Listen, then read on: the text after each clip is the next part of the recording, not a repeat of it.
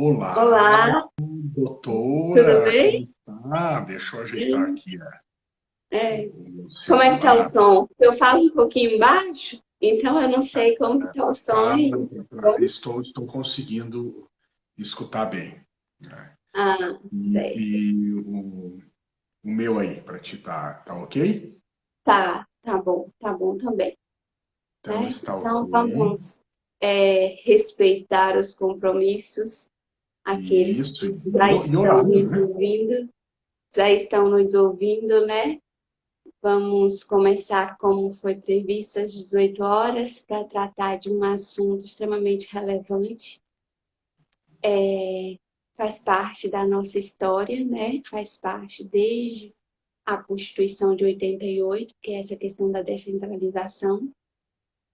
E eu gostaria de apresentar aos convidados o meu convidado de honra, que é o Dr. Frederico Arcari Beck. Falei certo, né? Porque esse nome bonito, assim, longo. Certo, certo.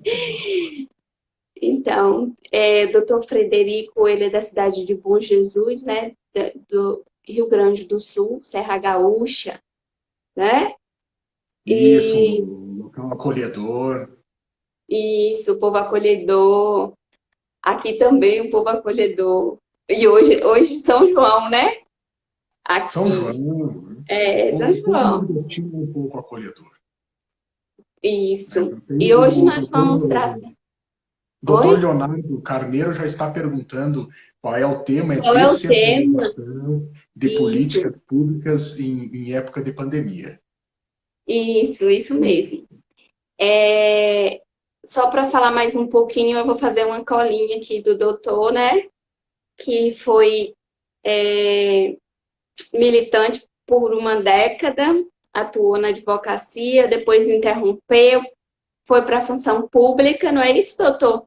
Virou prefeito, desenvolveu suas atribuições administrativas na cidade de Bom Jesus, e agora ele foi prefeito por 7 anos, mais ou menos, desenvolveu vários trabalhos na função, como presidente também de algumas comissões, e agora ele voltou para nós, para a Atuar classe no dos governo. advogados, né?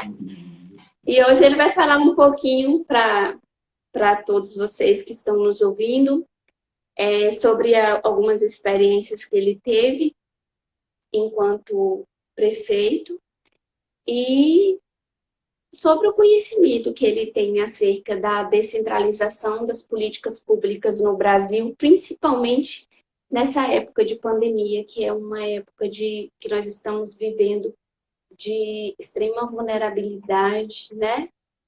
Uma época em que nós precisamos de, além do conhecimento, prática, porque a gente sabe muito, mas essa hora a sensação é de que a gente não consegue fazer nada ainda com conhecimento.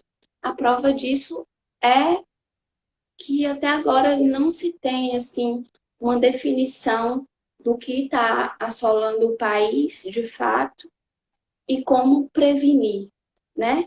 E para É, prevenção, tanto para prevenção quanto para a cura, nós precisamos de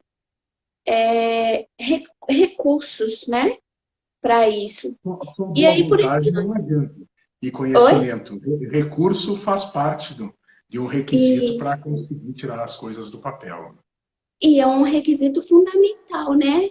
Nessa época que nós estamos vivendo, onde as pessoas estão paradas, estão sem trabalhar, onde a saúde pública, que eu considero o SUS como o melhor plano de saúde, e sem demagogia, eu digo isso, eu não tenho plano Desde de já saúde. concordo, doutora. Estive na função Eu, pública e concordo com o que disseste. isso mesmo, porque eu considero o SUS como o melhor plano de saúde, e tá claro isso agora na nossa época, né? Porque o SUS é que tem comportado a maior demanda, essa maior demanda de pacientes que contraíram o Covid-19 e que estão adoecendo e que estão lotando. Lotando o quê? as unidades públicas de saúde. Sistema Único de Saúde, o sistema público Aí eu queria principalmente. passar a palavra para o doutor, que tem vasta experiência no assunto, né? E queria que me falasse um pouquinho, assim, primeiro, acerca, até para os nossos ouvintes, acerca da descentralização, como é que ocorre esse processo, como é que sai do federal e vem para o estadual, municipal, sobre as verbas. Aí eu passo a palavra para o doutor. Certo, doutora. Primeiramente, né, eu quero agradecer muito a oportunidade à doutora Rosemary, né, com toda a sua vasta qualificação, advogada, enfermeira, mestre, especialista, né, realmente uma carta de apresentação de muita qualificação e que com certeza brinda, né, a quem nos assiste pelo conhecimento técnico e experiência de vida na área jurídica e área da saúde. Eu quero aqui colaborar e contribuir um pouco com quem nos assiste, com a experiência que tive na função pública. Eu tive um período de uma década militando na advocacia, depois fiquei aproximadamente 7 anos na função pública, hoje estou novamente militando na advocacia. O nosso tema é de suma importância, ainda mais nos dias de hoje. Acho que fica muito claro para a sociedade, ainda mais com o que vem sendo batido diariamente na imprensa, na mídia, sobre a questão da atuação do governo federal, da atuação dos governos estaduais, da atuação dos governos municipais, né, e o que isso vem impactando na vida das pessoas, na área da saúde, na área da economia, né, e demonstrando que um país continental, né, gigante como o nosso, como é difícil você ter e manter uma sintonia filosófica, administrativa, de direcionamento de políticas públicas para que, né, todas as regiões do país possam ter atendidas a contento, a sociedade possa ter atendida a contento, né, através das políticas públicas, aquilo que é o direito e o anseio de cada cidadão brasileiro. Pois bem, já aprofundando o tema, já que a doutora me passou a bola, né, eu quero Eu queria referir só aqui. dar um norte, queria assim que o senhor começasse falando sobre o percentual que cada ente federativo que cada ente federado ele na divisão desse bolo tributário nacional, como é que funciona? O O que senhor cada que um teve recebe. experiência.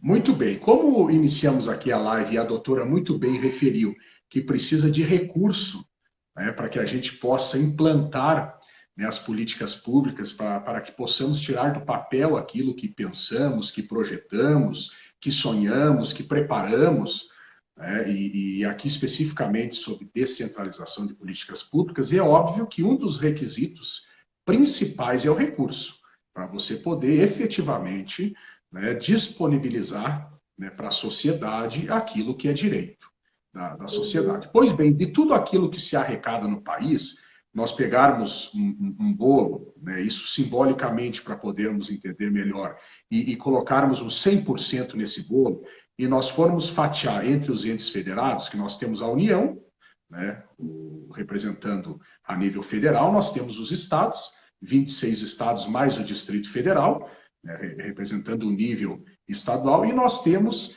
5 mil, se não me engano, é 5.557 municípios. Né? Ou Isso. seja, muitos, muitos, muitos municípios nesse país. E é onde efetivamente as coisas acontecem. Né? Dificilmente você vai bater na porta de um governador, você vai bater na porta de um senador, vai bater na porta de um deputado, que dirá do presidente, do ministro, do secretário de Estado. Ou seja, a pessoa vive no município e o primeiro contato político que ela tem para pedir, né, uma demanda é com o vereador, com o secretário do municipal, é com o prefeito, que é efetivamente, né, aquele gestor que está mais próximo da comunidade. Pois bem, dos 100%, veja que 58% de tudo aquilo que é arrecadado no país fica para a União. Ou seja, é uma centralização de poder e recurso muito grande no país. Isso, no meu entendimento, pela experiência que tive quando fui prefeito e depois desce para o nível dos estados 24%, que tudo aquilo que é arrecadado no país é dividido entre todos os estados aqui do Brasil, e apenas 18% de tudo aquilo que é arrecadado é dividido entre os mais de 5.500 municípios do país. E essa divisão, né, ela é feita, obviamente, conforme o número de habitantes. Né? O chamado Fundo de Participação Municipal, né, tem um percentual para cada município. Então, quanto mais habitantes, né, o valor é maior para cada município. Então, isso tem um patamar de cada número de habitantes, que é o repasse mensal, né, que é feito a nível de União para os municípios, chamado Fundo de Participação Municipal. Há muito tempo, né, a Confederação Nacional de Municípios vem pleiteando um aumento desse fundo de participação, que isso deve ser através de uma proposta de emenda constitucional, né, para você poder elevar o percentual de repasse aos municípios. Então, ele veio evoluindo nos últimos anos, tanto que hoje chegou ao patamar de 18%. Mas também é importante dizer para quem nos assiste que, se vocês forem lembrar, e a doutora é da área da saúde, há um tempo atrás, dificilmente você encontrava um posto de saúde ou unidade básica de saúde, o nome que queiram dar, municipal. As unidades básicas de saúde ou postos de saúde eram estadual, antigamente, pelo menos aqui para a região sul, mas acredito que em todo o país. Da mesma forma, a nível de educação. Né? Os principais pilares e os maiores recursos direcionados a políticas públicas no Brasil e as duas áreas onde há um percentual constitucional obrigatório, né, que é 25% a educação e 15% para a área da saúde, em que realmente é obrigado o gestor cumprir esse percentual. Se o gestor não cumprir esse percentual, ele incorre na lei de responsabilidade fiscal. Mas os gestores sempre, né, ultrapassam esse percentual, tanto na área da educação como na área da saúde. E na educação também, dificilmente, você tinha uma escola municipal. Isso eu digo lá há um tempo atrás. Hoje, né, nos dias de hoje, você tem apenas postos de saúde municipal, o que você tem estadual são hospitais. Né, a nível de escolas, cada vez aumentando mais o número de escolas municipais e diminuindo as escolas estaduais. O que eu quero dizer com isso? Que está havendo um esvaziamento a nível de Estado e de União da questão de serviços prestados e responsabilidade, e está havendo um aumento de demanda, de responsabilidade e de prestação de serviço por parte dos municípios. E essa balança ela não está equilibrada, porque esse aumento dos serviços não veio com o repasse num percentual adequado para o que os gestores municipais precisam. Então, e quando é assim, doutor, quando não vem essa quantidade suficiente, como que, não sei se aconteceu na sua época, né? O que se faz? Porque a população ela precisa de continuidade, né? Principalmente quando nós tratamos de saúde, de educação, que são dois pilares assim essenciais para todo e qualquer cidadão.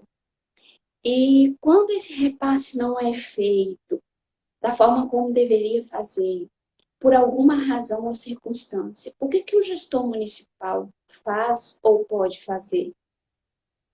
Importante questionamento, doutor. Primeiramente, com relação ao Fundo de Participação Municipal, esse vem religiosamente em dia. O problema está, hoje, né, no repasse dos estados para os municípios.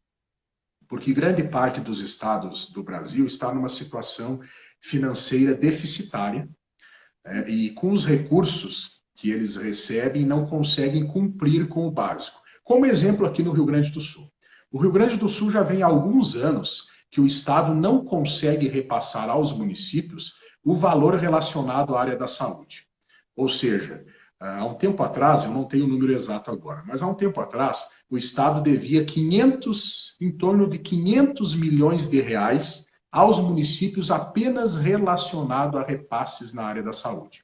Ou seja, o que acontece? O município acaba utilizando outros recursos para compor, por exemplo, essa parte da saúde, que é uma área prioritária, não tem como você não deixar rodando um hospital, uma unidade básica de saúde, não fazer esse atendimento. Então, você perde poder de investimento, por exemplo, na área da infraestrutura. Você faz menos pavimentação, você faz uma não adequada manutenção de espaços públicos, você não consegue, por exemplo, adquirir máquinas, né, para aumentar o parque de máquinas do município. De repente, você não consegue dar um ganho, né, de percentual de aumento no salário dos funcionários. Né? Alguns exemplos que eu estou dando que você deixa de realizar para compensar outras áreas, tal, vamos citar aqui, mais importantes, e quando o recurso não vem. Né? Então, este é um dos exemplos. Mas com relação ao que eu iniciei aqui, que é o Fundo de Participação Municipal, que está diretamente ligado a tudo aquilo que é arrecadado no país e centraliza a nível de União, e aí vem essa divisão, 58% para a União, 24% para os estados e 18% para os municípios, e essa parte até é cumprida pela União.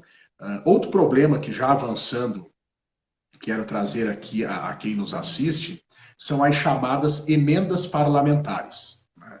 Que, na verdade, é uma das formas de transferência de recurso a nível federal para os municípios. Aí seria um link direto, né, que às vezes nem passa pelo Estado, você tem um link de transferência de recurso União municípios. A emenda parlamentar pode ser emenda de bancada ou emenda individual do parlamentar, quando ele, por contato, conhecimento que ele tem com o prefeito, com algum vereador, a relação que ele tem com a região, ele indica, né, daquele valor que ele tem anual de direito para indicar para um município. Então, vamos dar um exemplo. Um deputado, a doutora é de Guanambi, correto?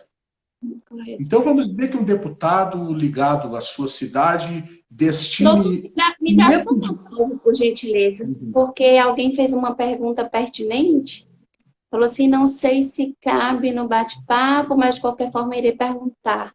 Como funciona o banco de dados de vocês na área de saúde e tecnologia para monitorar? Bom, eu vou responder e eu já passo a bola para o senhor, que vai responder melhor, né? Essa questão de bancos de dados, eu não sei como é regulamentada essa parte financeira, embora eu seja da área de saúde, porque eu atuo não dessa forma, de forma administrativa, logo eu não saberia mesmo responder essa pergunta, né? Mas para monitorar como é feito, eu não sei se é isso mesmo que ela quer saber, né? Acho que é a Patrícia. Eu vou tentar identificar e responder. Eu acredito É a Patrícia.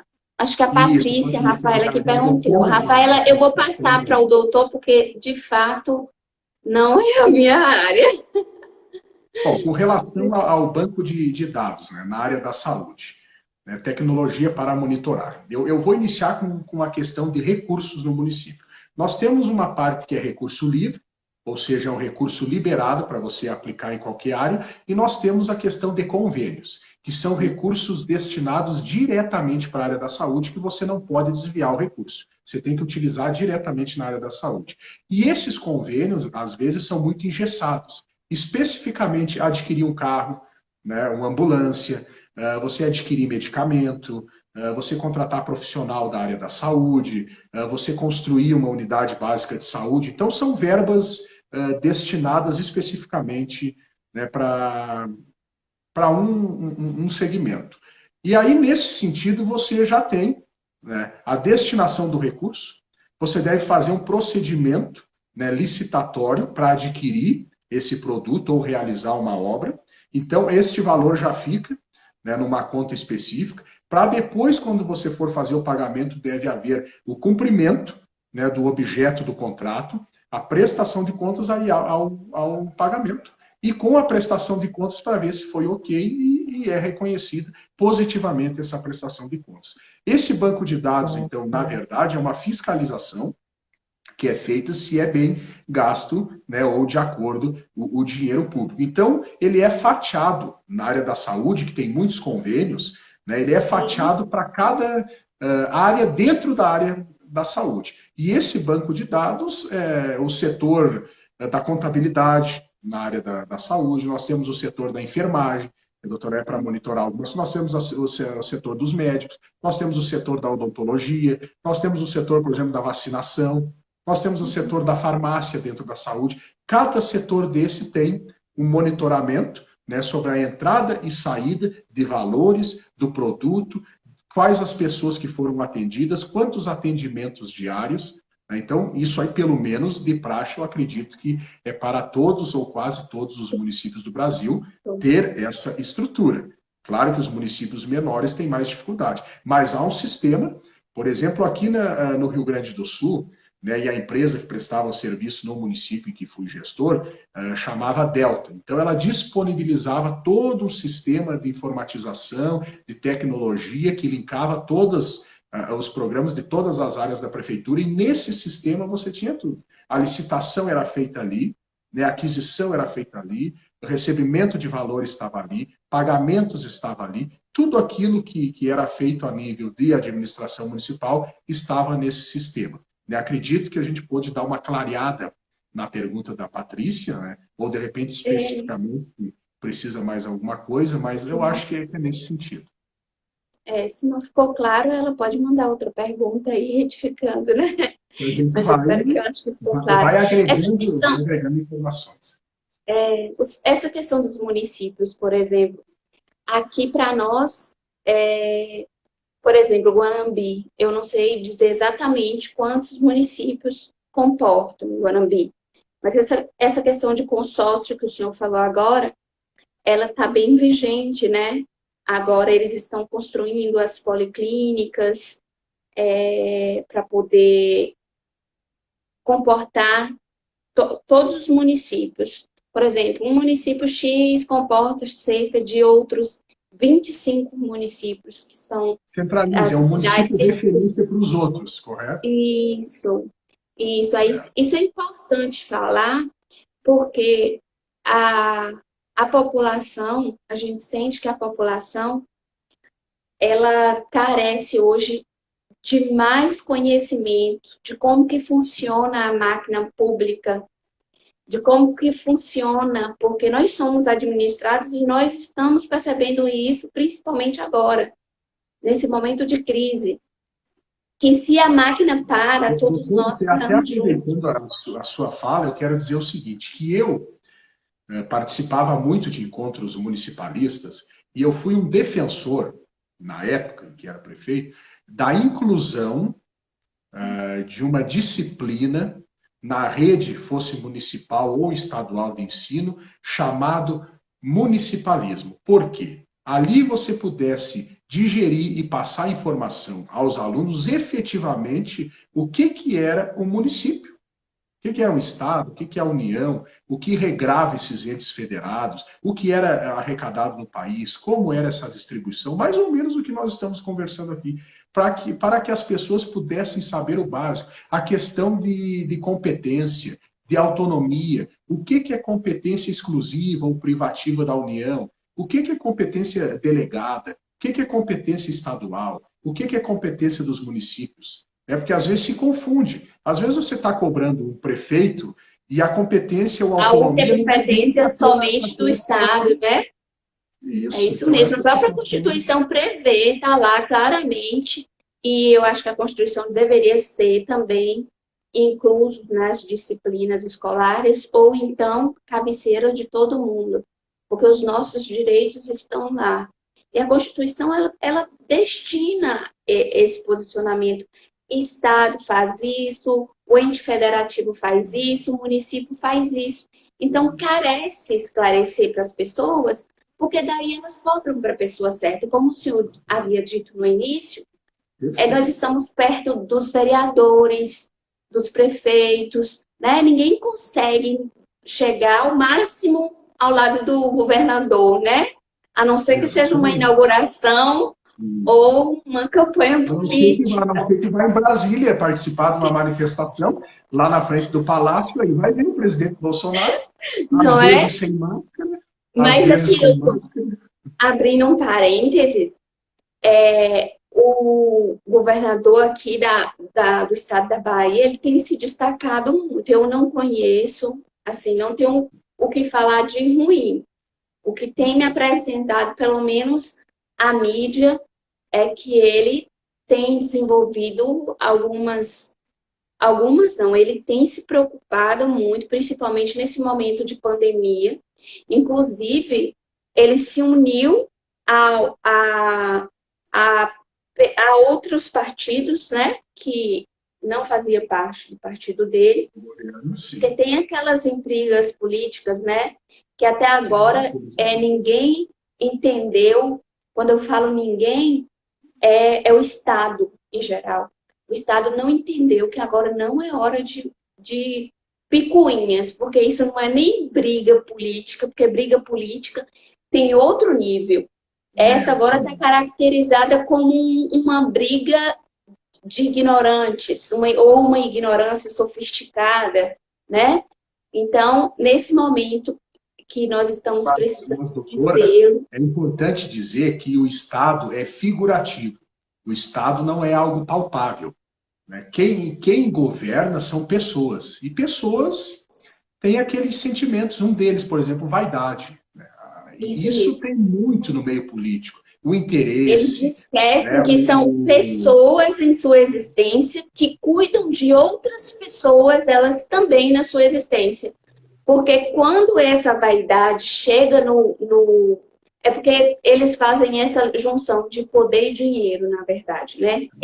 Eu incluo o senhor, porque foi passado, né, no prefeito, então não sei se o senhor tinha essa vaidade. Se tinha, me desculpe, mas de fato a maioria das pessoas que entram na política, elas fazem essa junção entre poder e dinheiro, Na dinheiro dá verdade, poder, doutora, assim, poder dá o dinheiro, problema é né? que grande parte de quem ingressa na política não está preparado, é um ponto. Infelizmente, tem uma parcela que não tem, né, bons interesses, mas eu lhe garanto, até porque eu conheci e conheço muitos políticos a nível de Brasil, não só de Estado, e conheço muitas pessoas de boa índole, de boa intenção, com Sim, bons exemplos administrativos, então eu posso lhe afirmar e lhe garantir que a grande maioria são pessoas de bem. Porém, as notícias que saem geralmente são as negativas. Né? é As verdade. notícias Tem esse positivas, lado também, né? elas são muito Porque quando poucas. eu São digo assim, a 40%. maioria, porque embora o senhor diga que haja pessoas de boas índoles, isso eu não tenho dúvida.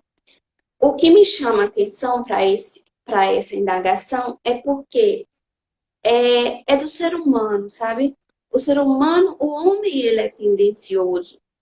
E a gente cresceu ouvindo isso. A gente percebe isso. Olha só a história política do Brasil. Olha só como que está para descentralizar nesse momento de pandemia a confusão que foi por alguma coisa tão simples e necessária.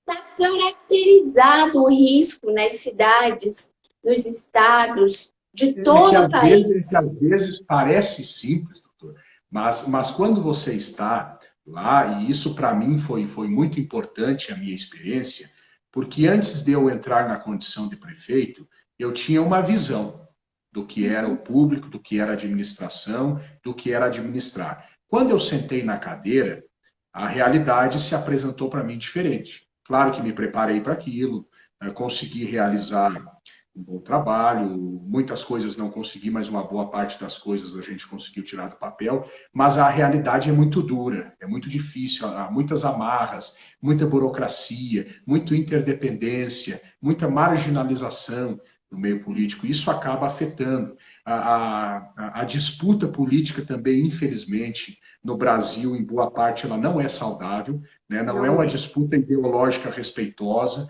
então é uma disputa em muitas situações de jogo baixo, e num país continental como o nosso, em que você precisa de sintonia para que essas políticas públicas, né, o nosso tema aqui, descentralização, nós falamos que o recurso é um dos principais itens, mas a sintonia entre os entes federados é tão importante como o recurso. Porque se você não consegue dialogar, se você não consegue se comunicar, né, se você está em vias contrárias, como aconteceu com um bom tempo entre o presidente e quase todos os governadores. Ou seja, olha só a energia que nós gastamos aí, olha o tempo que nós perdemos aí, olhe a demora de repasse de recurso que nós tivemos aí, olha as atrapalhadas, em certa parte, que aconteceu por uma questão filosófica, ideológica, extremista, em que não se teve a humildade para reconhecer o que uma parte tem de bom, outra parte tem de bom, e unir isso. Então, para mim, hoje, uma das piores coisas do país, né, que muita gente cita a corrupção, que a corrupção existe, mas para mim, hoje, a nível político, pela experiência política que eu tive, o câncer do Brasil hoje se chama extremismo. E isso eu não falo nem de direita e de esquerda, eu falo de ambos. Porque isso está impedindo o diálogo, isso está impedindo a sintonia, isso está impedindo que nós possamos unir forças e energia para o bem comum. Então nós ficamos disputando se o azul é mais bonito que o vermelho, se o preto é mais feio que o branco, e nós não conseguimos unir essas cores no sentido de convergir para a boa aplicação das políticas públicas. No meu ver, isso está desgastando demais a relação poder público-sociedade, órgãos fiscalizadores com quem administra, a aplicação dos recursos. Então, nós estamos num desgaste, gastando energia numa situação totalmente desnecessária. E num país continental como o nosso, com diversas regiões, com diversidade geográfica, climática, cultural, onde nós precisamos aprender um com o outro, ter a humildade para buscar os bons exemplos, isso muito pouco está acontecendo. Enquanto nós não chegarmos a esse patamar de maturidade política, em seguir o que tem de bom que o antecessor deixou, aplicar a sua política pública, mas não marginalizar quem passou, esquecer quem passou e tentar olhar para frente, e há um bom tempo a gente não vem conseguindo ter isso. Então, eu rogo que os governantes desse país, a nível federal, estadual e municipal, realmente venham se ater naquilo que é a função deles e tenham a humildade para aceitar uma crítica positiva, para digerir essa crítica e ver o que pode aproveitar naquele plano de governo que você tem. Então, isso é a minha percepção. Então, veja que não é só recurso. E a má aplicação do recurso em alguns locais está na divergência não saudável daquilo que um gestor a nível federal pensa, um gestor a nível estadual pensa, um gestor a nível municipal pensa. E eu tenho um exemplo depois, doutor, para trazer aqui para quem está nos assistindo, do que é uma política pública de cima para baixo e os efeitos que ela faz num país continental. Mas passar um pouco a palavra. Isso. Enquanto o senhor roga pelos políticos para que eles tenham essa consciência, eu rogo à população que tenham consciência que nós, como cidadão brasileiro, como cidadão comum, que tem direito ao voto, que tem direito aos serviços públicos de saúde, que tem direito a participar de todas essas políticas que o Estado oferece, que saiba que o poder está nas nossas mãos. Nós somos um macrosistema diante do Estado.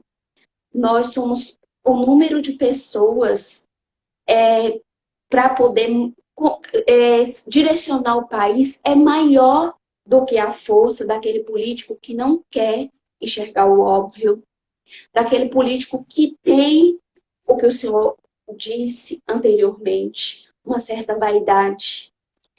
Um político que tem essa característica de querer colocar política onde não cabe política, brigas partidárias onde não cabe, porque agora nós somos uma população que clama por um direito que é constitucional, um direito básico, que é constitucional. Agora, tem muita gente sofrendo, a quantidade de pessoas que... Ontem eu li uma reportagem onde um determinado ministro diz que não fica bom fazer escadas em cima de... fazer cadáveres de escadas para poder subir.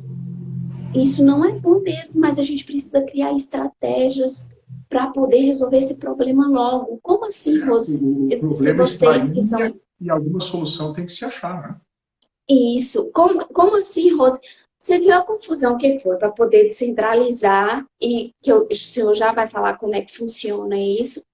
Como que foi para poder descentralizar? Teve que ter uma votação. Hoje os municípios e os estados são responsáveis para poder delimitar ou não as regras para poder para a prevenção da pandemia, né? Então, são coisas assim que dava para resolver de uma forma singela, se não tivesse o câncer que o senhor disse, É né? o Que é a jogo da questão de... verdade e do extremismo. Isso mesmo. O senhor pode ficar à vontade, o senhor entende Mas, dessa doutora, questão de... a Constituição Federal de 88, que foi um marco importantíssimo para o Brasil, para a nossa sociedade, é importante dizer assim, ó, nós falamos muito em direitos e muito pouco em deveres. Eu acho que isso é algo também que tem que ser trabalhado na base, na escola. Nós temos que aprender como cidadão, e falando aqui não como ex-político, como cidadão, que nós não temos apenas direitos, nós temos deveres. E no momento em que nós soubermos quais são os nossos deveres e fizermos a nossa parte, pode ter certeza que vai melhorar. Né? Porque os políticos têm a parcela de responsabilidade e culpa O senhor deles, né? consegue Mas a só falar para mim, sociedade não assim, tem. onde que se encaixa um dever nesse sentido? Porque quando eu falo assim de direito constitucional, nesse momento de descentralizar algumas coisas, nesse momento de pandemia, é porque carece mesmo essa expressão direito, né? É claro que urge a necessidade de se conhecer, de se apresentar nas escolas, de ensinar em casa principalmente, porque é a base de tudo, é a questão do dever. Agora, eu queria que o senhor, se fosse possível, é claro, me mostrasse aí, nessa fase que nós estamos vivendo agora, com essa perturbação toda de briga de poderes para poder descentralizar.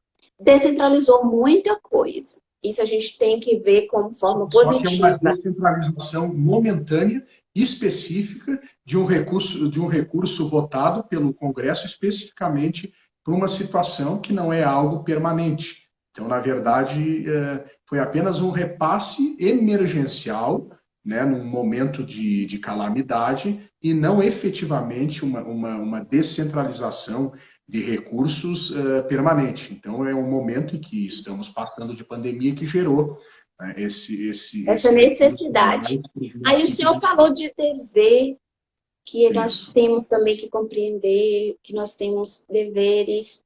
Aí, nesse contexto, esclarece para mim, por gentileza. Eu vou lhe trazer um exemplo, doutora, sobre dever. Se nós formos hoje nos grandes centros no país, né, nós temos aí, vamos pegar favelas aí, certo? Por exemplo, pessoas menos favorecidas, vulneráveis, que não têm um local para morar. Agora, se você for pegar, e eu tive exemplo na minha cidade, você pega lá uma área de invasão, onde não tem autorização para construir, estou dando só um exemplo, não tem Sim, autorização para construir, aí tem um cidadão que pega e faz o seguinte, ele vai lá, invade aquela área, constrói sem autorização do município, talvez o município falhe na fiscalização, mas ele está cometendo, né, no mínimo um erro ou um equívoco, ele vai lá e constrói num lugar irregular, sabendo que é irregular. Ele vai lá e faz a construção sem o mínimo cuidado da engenharia. Isso tem muito. Ele vai lá, ele não respeita o arruamento, ele não faz primeiro um projeto adequado elétrico, ele não faz um projeto adequado relacionado àquela canalização para água e esgoto. Depois de feito, ele vai cobrar da municipalidade. Ou seja, ele começou né, totalmente torto e vai lá cobrar. Então, esta consciência, no momento em que nós não tivermos, vai inchando cada vez mais né, os deveres do administrador, dos políticos, das administrações, mas é isso que eu digo que a sociedade tem que ajudar. Porque se nós formos pegar esse exemplo que eu citei, desses bairros aí menos favorecidos, né, de pessoas, volto a dizer, que precisam achar um local para moradia, que não tem uma condição adequada, não tem um trabalho formal, mas ao invés de eles, de repente, fazerem um cadastro para tentar receber de uma forma adequada um imóvel, né? Volto a dizer, citei apenas um exemplo. Eles vão lá e invadem uma área. E isso tem muitos exemplos, muitos. Aí, locais sem esgotamento, sem canalização de esgoto, né? Que é algo que afeta diretamente a área da saúde, sem tratamento de esgoto. Aí o que acontece depois? A administração pública corre atrás para tentar resolver o problema. Ou seja, nós fizemos o inverso. Nós começamos aqui do fim para o início. E esse fim para o início está casado, né, a parte equivocada da administração como a parte equivocada do cidadão. E aqui eu faço a meia-culpa para mim também como cidadão. Muitas coisas diariamente nós não nos policiamos de como corretamente nós deveríamos fazer as coisas. Dificilmente todo mundo pega um regramento, uma regulamentação, uma legislação, quando vai fazer algo e vai lá digerir aquilo para ver de que forma corretamente ela deve fazer. E aí sim apontar o dedo e cobrar do gestor. Olha, eu fiz o meu pedido de acordo, o senhor tem que me atender. Agora, no momento em que eu não faço de acordo, e aqui eu trouxe um exemplo, uma construção num lugar irregular e inadequado. E aí eu vou lá cobrar do gestor que ele vá lá fazer a canalização de esgoto na minha rua. Agora, só um Então, minuto. isso é apenas um exemplo que eu trouxe. Uhum. O senhor me dá a palavra, por favor. Me parece assim que o nosso discurso está um pouco eu povo e o senhor Estado, mas não é. É apenas um bate-papo mesmo, né? Mas isso é importante, e eu sou isso povo mesmo. faz a gente pensar e nós não Isso. precisamos concordar. Eu Nós queria, assim, embora o Já- exemplo fosse fictício, o senhor disse que só estava fazendo um exemplo, e quando eu pedi para falar sobre o dever, o senhor exemplifica as construções em locais proibidos, inadequados, só que eu peço o máximo de respeito para poder discordar em partes, quando, como o senhor disse, a pessoa da favela, a pessoa da periferia, a pessoa da comunidade, como tem outros termos que podem aderir, eles aceitam muito bem. E não só eles, viu, doutor? A irregularidade também tem em áreas nobres, viu? Isso eu citei um exemplo. Era isso que eu ia falar com o senhor, porque A irregularidade está em todo lugar. Isso é aí que está, o que deixa de ser justo é isso. É nós, enquanto Estado, aliás, vocês que já fizeram parte da política, e eu falo enquanto Estado, porque eu sou povo, eu sou cidadão, e eu participo efetivamente da política. Então, eu queria, assim, dizer, quando eu pedi licença para discordar em partes, é justamente por isso, porque a pessoa que está fazendo essa inadequação, vamos parar para saber quem é essa pessoa, né? Quais são as condições físicas, intelectuais, morais, financeiras, de educação, de saúde, de tudo, que engloba o todo dessa pessoa, até o grau de instrução. Será que alguém do município, será que alguém tem um controle para ir antes, para poder embargar antes? Ou espera mesmo fazer para não ter o compromisso de poder intervir e dar a solução? Porque quando eu aponto o problema, eu tenho que dar a solução, né? Pelo menos no meio público, a gente espera que seja assim, ou deveria ser, né? Então, quando o senhor fala isso, eu discordo nesse sentido. Acontece as duas coisas. Tem o gestor e sua equipe que deixa acontecer, realmente que tem a culpa, e aí realmente a parcela maior de culpa é da administração e não de quem, que a gente está apenas exemplificando, né? Sem dúvidas. Construção irregular. Como tem aquele que embarga, aquele que toma providência e mesmo assim é realizado. Então, realmente, aqui a gente não generaliza, né? Nós temos as duas situações. Nós temos a administração incompetente, temos a Incompetente. A administração... maioria das vezes, doutor, com todo respeito, eu só voltando para retratar, porque eu não complementei. Quando a gente falou da periferia, a gente esqueceu da área nobre. Porque a área nobre, para mim, ela ainda é pior que a periferia, porque ela, mesmo tendo ou passando a imagem que é uma pessoa instruída, que é uma pessoa que sem esforço intelectual conhece as leis, os regramentos que o senhor disse, que o da periferia muitas vezes não lê. Então, esse pessoal da área nobre, que às vezes tem a ganância, né, conhecendo... Oi?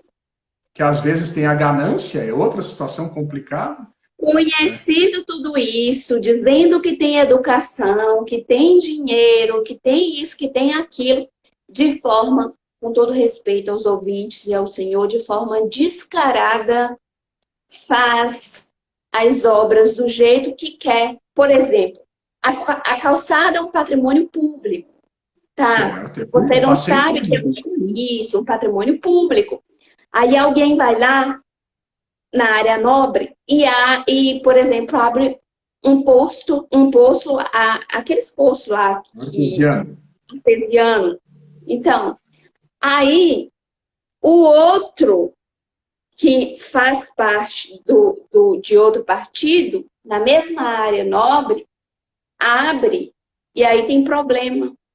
Essas leis e esses decretos, o problema não está na periferia, no pessoal da periferia que constrói em áreas invadidas, no pessoal da periferia que constrói em áreas inadequadas, que não leem os regulamentos, né? Aí eu só quero fazer essa comparação, esse balanceamento, para não parecer que a ignorância está na periferia.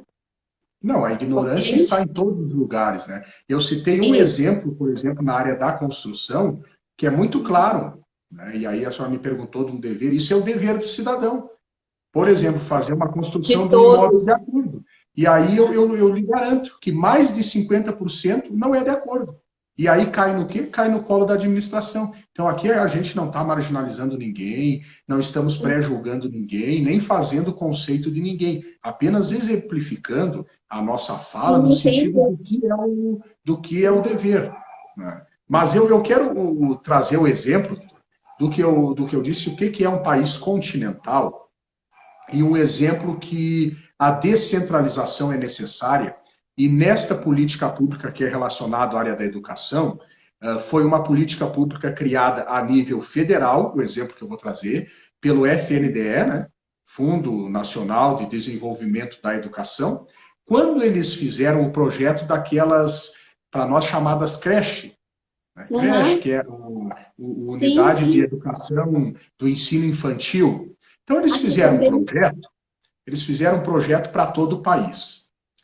Fizeram, os prefeitos iam a Brasília, né, olhavam aquele projeto e ganhavam, né, aquele desenho e viam se queriam ou não aquele desenho para implantar no seu município. Pois bem, qual prefeito não quer chegar na sua cidade e dar notícia para a população que conseguiu captar um recurso, que vai realizar uma obra? Isso é muito bom a nível municipal. Porém, às vezes esquece que é um presente de grego. Né?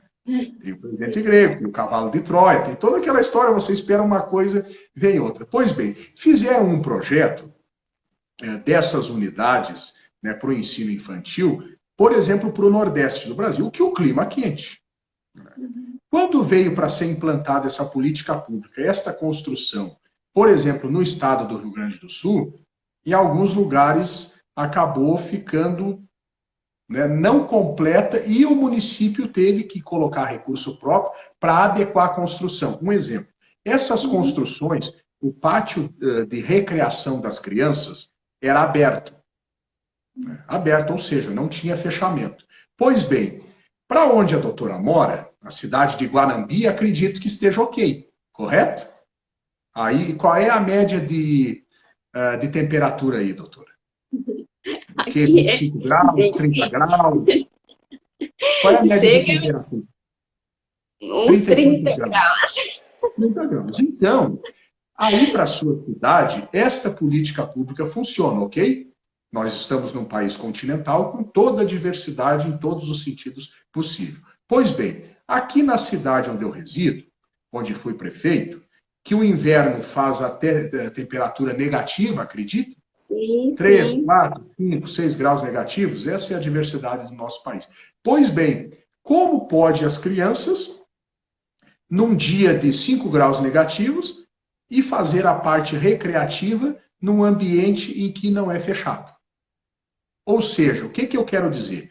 Aquele que construiu esse projeto a nível de Brasil, centralizado em Brasília, não conhecia a realidade do país. Isso. Aí a Esse é o importância da problema da descentralização. centralização das coisas Centralização. Então, e a você cria uma urgência da política descentralização. para a Bahia, a nossa querida Bahia, você cria uma política pública para a Bahia que pode não servir para o Rio Grande do Sul. Sem Por isso a dúvida. importância de que as coisas não venham de cima para baixo. E esse diálogo e interação seja permanente, para que os prefeitos sejam ouvidos, que os governadores sejam ouvidos, para evitar esse gasto do dinheiro público, às vezes por um elefante branco, como se diz no popular, né, uma obra que você constrói e não tem uma utilidade pública. Então, este é um exemplo também da importância da descentralização, de você não concentrar, né, seja intelectualmente, né, como projeto, seja como recurso, né, como destinação, seja como pensar uma política pública em apenas um lugar. E desse lugar você vai determinar para todo o país como tem que ser uma construção. Nesse ponto você deve delegar, para que, por exemplo, os setores de engenharia de cada município vejam qual é a melhor, né, e mais adequada construção para aquele local. Eu também trouxe um exemplo aí da descentralização. Mas se nós formos aprofundar, pode ser que tenha outras situações que não se encaixa a descentralização. Uma coisa que Então, me chamou aqui a atenção quando o senhor falou que o ideal seria começar de baixo para cima e não de cima para baixo, né? Porque as eu nunca realidades vi são chegar no diferentes. final da escada pisando no último degrau, né? Primeiro a gente pisa para depois No subir, né? primeiro, No primeiro, de baixo para puxando aí uma linha, o que que o senhor acha? Qual é o seu posicionamento sobre essa PEC aí do Pacto Federativo, que prevê a extinção dos municípios com menos de 5.000, parece assim? isso, com menos de 5 mil habitantes. Isso Menos de aí, 5 doutor. mil habitantes. Aí o que preocupa é porque esse município ele vai deixar de existir no papel, né? Assim, para o ente federado. Mas o município, as pessoas continuam lá, né? Como Correto. será? Assim, qual é a sua opinião sobre isso? Principalmente a questão dessas políticas públicas para essas pessoas, esses 5.000 que vão continuar lá. O que o senhor Pois acha é, sobre doutor, que assunto interessante. E já pedindo desculpa por quem está nos assistindo, o seguinte, nós nos alongamos tanto numa fala que acabou pulverizando, mas eu acho que é importante, que eu acho que nós não vamos conseguir digerir todo o tema para essa live. Então, nós vamos ter que fazer uma segunda é, live até para não cansar quem está nos assistindo. Pois bem, essa isso PEC, mesmo? chamada PEC do Pacto Federativo, que um dos itens é a extinção dos municípios com menos de 5 mil habitantes, né, como critérios populacional e também de arrecadação. Ou seja, o município não apenas teria que ter menos de 5 mil habitantes, mas teria um patamar X que teria que arrecadar menos. Pois bem, eu acho que aí nós temos que analisar cada caso. Né, doutor? Eu, para mim, no primeiro momento, eu sou contrário. Sou contrário, por exemplo, em alguns locais, estados ou municípios, onde os municípios são muito grandes. Né? Não o centro urbano, mas você tem uma extensão territorial muito grande. Por exemplo, nós temos no estado do Mato Grosso, do Pará, do Amazonas, aqui do Rio Grande do Sul, por exemplo, municípios gigantes. Municípios que, se você for de uma ponta a outra, ele tem cento e tantos quilômetros dentro do próprio município. Ou seja, então é difícil você atender, né, nessa extensão territorial, por exemplo, atender a malha viária, manutenção de estradas, o pessoal que mora lá no final de uma estrada ter acesso à saúde. ter acesso à educação. Então, a doutora imagine se diante disso a gente tem a extinção de alguns municípios, e aí vai ter amplitude maior ainda de certos municípios que vão ter que assumir esse compromisso dessas comunidades mais longínquas, dessas comunidades que têm menos acesso aos direitos, porque quanto menor a cidade, menor, entre aspas, a infraestrutura, menos acesso a muitas coisas. Então, eu acho que vai dificultar mais. De repente, o cidadão que teria que percorrer 1 quilômetro para ter acesso a uma unidade básica de saúde, daqui a pouco vai ter que percorrer 10 quilômetros ou 20 quilômetros. Então, essa extinção é muito perigosa, né? Porque, na verdade, você vai distanciar mais ainda, né, a administração pública do cidadão. Agora, também admito que alguns municípios do país não têm condições de existir, mas são raros. Até vou citar aqui para quem nos assiste. Nós temos mais de 1.200 municípios com menos de 5 mil habitantes. Eu acredito que esses mais de 1.200, talvez se você for apurar efetivamente que não teriam condições financeiras de se manter, os municípios vão tirar o quê? 20%, que aí realmente você enxugaria, né, um pouco, diminuiria o gasto, porque daí você não tem a estrutura do legislativo, você não tem a estrutura do executivo, ou seja, você diminui bastante,